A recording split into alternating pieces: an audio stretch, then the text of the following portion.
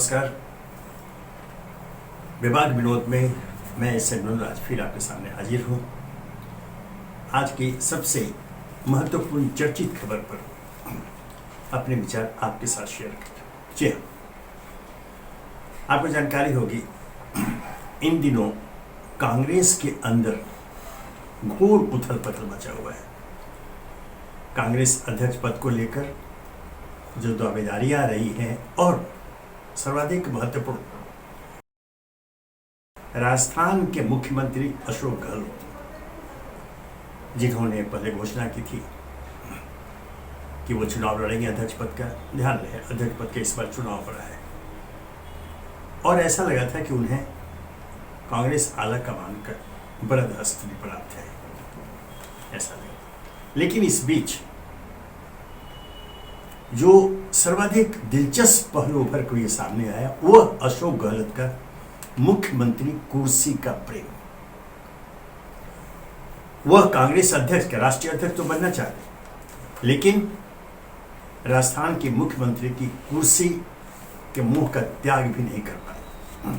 उन्होंने शर्त रख दी कि वे मुख्यमंत्री भी बने रहेंगे और राष्ट्रीय अध्यक्ष भी।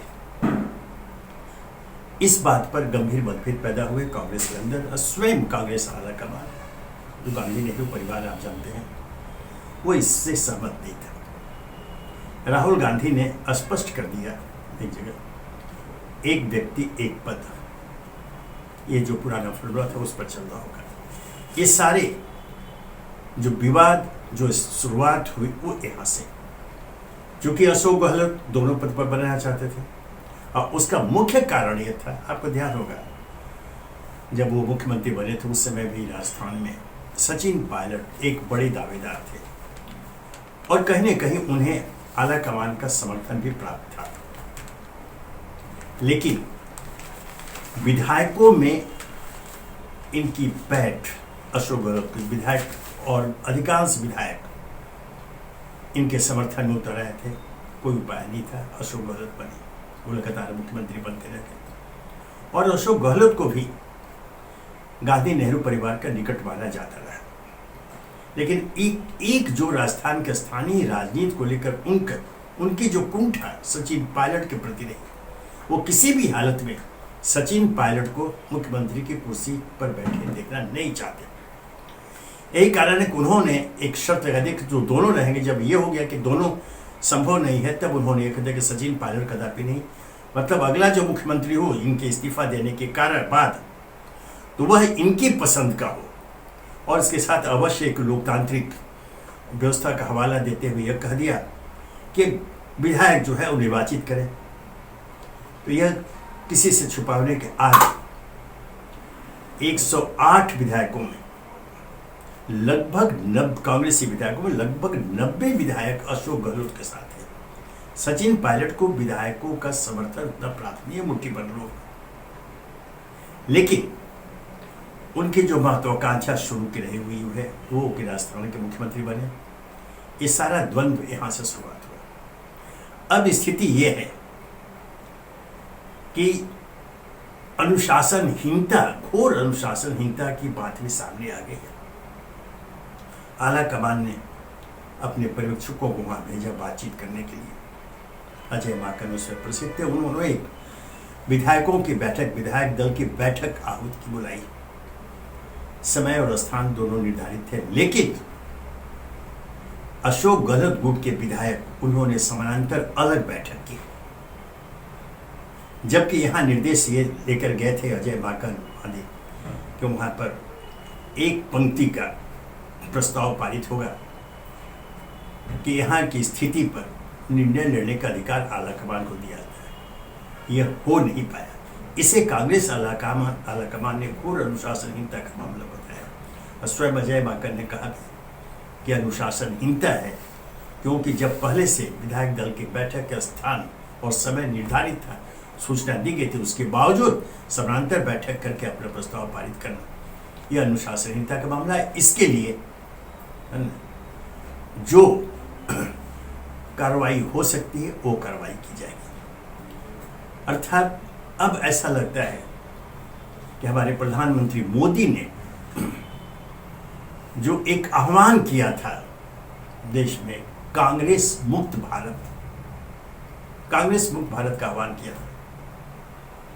अब ऐसा लगता है कि स्वयं कांग्रेसी, इस राजस्थान की घटना के बाद तो लग रहा है कांग्रेसी ही प्रधानमंत्री मोदी कि कांग्रेस मुक्त भारत अभियान को सफल करने में जुट गए हैं, वही सफल कर देंगे। आज इनके पास 2 राज्य है, राजस्थान छत्तीसगढ़, प्रमुख राज्य राजस्थान। जो हालत यहाँ पैदा कर दी गई है, कोई आश्चर्य नहीं, किसी को आश्चर्य नहीं होना चाहिए अगर कोई एकनाथ शिंदे राजस्थान में भी निकल आए, उसका कोई उदय हो जाए। भारतीय जनता पार्टी इसकी प्रतीक्षा कर रही है। उनके पास भी काफी विधायक है, एनडीए के पास विधायक है, थोड़ी सी कमी है। 200 सदस्यों वाले राजस्थान विधानसभा में 108 कांग्रेस यूपीए के सदस्य हैं, शेष एनडीए के हैं। फासला बहुत ज्यादा नहीं है, बहुत ज्यादा अंतर नहीं है।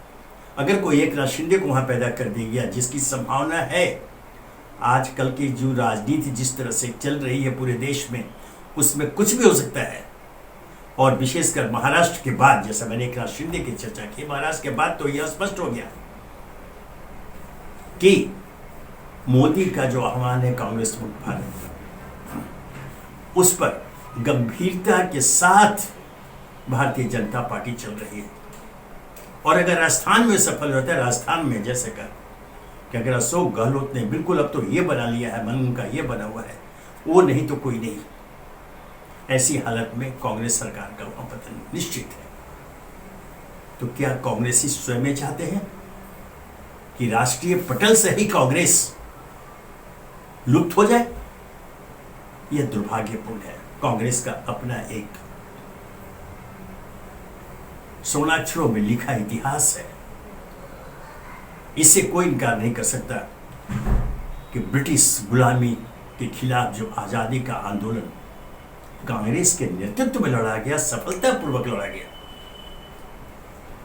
और आज उस कांग्रेस की स्थिति यह है कि पूरे धीरे धीरे कांग्रेस पूरे देश से उसका सफाया हो रहा है।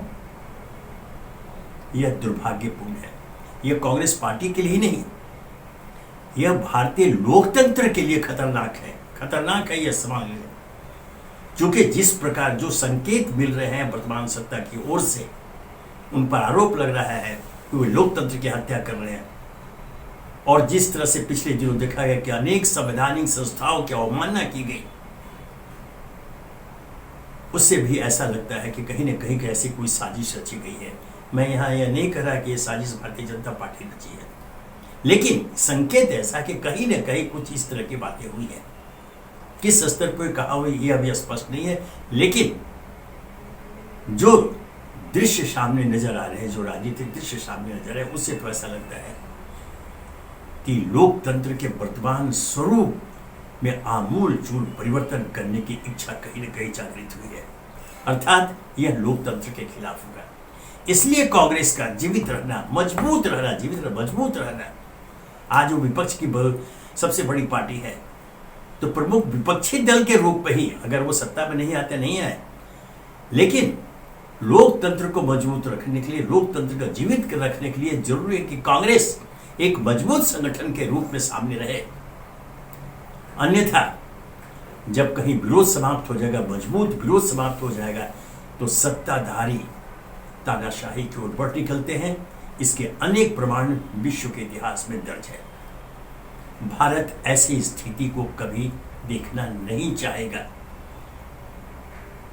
अनेक कुर्बानियों के बाद सैकड़ों साल की गुलामी से हमें मुक्ति मिली और हम आज आजाद भारत में विचरण कर रहे हैं। इसे कोई छोड़ना नहीं चाहेगा। आप एक छोटे से बच्चे से लेकर के पुराने बुजुर्ग तक चलिए, सबसे पूछिए, सभी लोकतंत्र के हित में बात करेंगे। और ये हमारी लोकतांत्रिक व्यवस्था, यह हमारा संविधान है जिसने हमें एक आजादी दे रखी है, और हम आज इस लोकतांत्रिक व्यवस्था के अंतर्गत एक सुनहरे भविष्य की ओर बढ़ रहे हैं। ऐसे में भारतीय राष्ट्रीय कांग्रेस में जो कुछ हो रहा है, विशेषकर मैं राजस्थान के संदर्भ में कहूंगा, यह दुखद है। इससे बचना चाहिए। नेहरू गांधी परिवार पर परिवारवाद या वंशवाद का आरोप लगता है, लेकिन एक लंबी सूची है गैर गांधी नेहरू कांग्रेस अध्यक्षों की।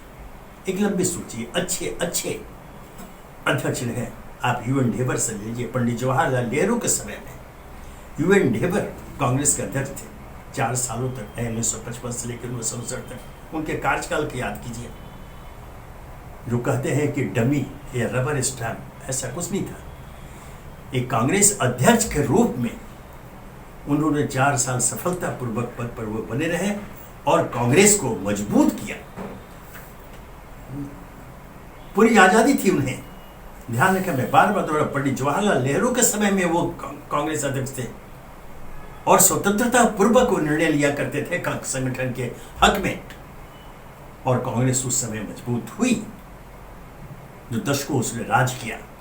लेकिन आज वही कांग्रेस अपने भविष्य को लेकर, अपने अस्तित्व को लेकर संघर्ष कर रहा है, तो कांग्रेसियों के कारण ही। अशोक गहलोत एक पुराने कांग्रेसी हैं। उन्हें सर्वप्रथम संगठन के हित को देखना चाहिए, लोकतंत्र के हित को देखना चाहिए, निजी हित को नहीं। आप मुख्यमंत्री रहे, वर्षों मुख्यमंत्री रहे, और आप कांग्रेस अध्यक्ष भी बनने जा रहे। हालांकि अब जो स्थिति पैदा हुई है, ऐसा लगता है कि शायद वो अध्यक्ष भी नहीं बन पाए, क्योंकि उन्होंने आला कमान को नाराज कर दिया है। स्थिति ऐसा पैदा है, जबकि हर कोई उनके पक्ष में था। वो कांग्रेस अध्यक्ष बनते, वो छोड़ते। कांग्रेस अध्यक्ष, राष्ट्रीय अध्यक्ष बनने के बाद कि राज्य के मुख्यमंत्री बने रहना कौन सी शोभा, उनको खुद शोभा नहीं देता है। ऐसा लगता है कि उनके सलाहकारों ने उन्हें गलत रास्ते पर डाल दिया, उन्हें भ्रमित कर दिया। अभी भी कांग्रेस आलाकमान को चाहिए कि राजस्थान में अपनी सरकार को सुरक्षित रखने के लिए अपने दरवाजे खुले रखे, हर पक्ष के साथ सौहार्दपूर्ण वातावरण में बातचीत किया जाए। अशोक गहलोत से भी बातचीत हो, सचिन पायलट से भी बात हो, और जो बागी विधायक है उस तरह उनसे भी बातचीत करें, दरवाजा बंद नहीं करें। उनकी कुछ मांगे हैं तो ये लोकतंत्र है, वो मांग करते हैं जो भाई उसमें क्या हर्ज है। उनकी मांगों को सुनिए, उनसे बात कीजिए।